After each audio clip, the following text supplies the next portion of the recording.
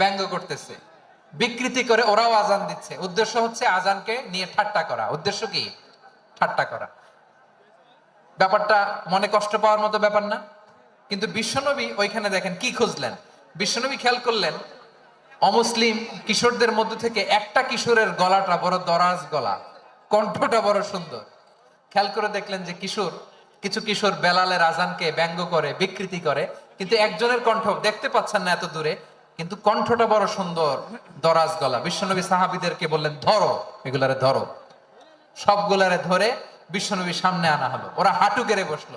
বিশ্বনবী বললেন, তোমাদের মধ্যে কে যেন ব্যঙ্গ করে আজান দিচ্ছিল, তার গলাটা বড় উঁচু, গলার বেসটা বড় মজবুত, মেলোডিয়াস, সমুদ্র কণ্ঠ। কে? আবু মাহজুরা বলে, আমার বন্ধুরা সবাই আমার দিকে আঙ্গুল দেখায়, আমি পড়ে গেছি বিপদে। রাসূল সাল্লাল্লাহু আলাইহি ওয়াসাল্লাম বাকি অমুসলিম তরুণদেরকে ছেড়ে দিলেন, বললেন তোমরা যাও। এবার আবু মাহজুরারে পাইছে।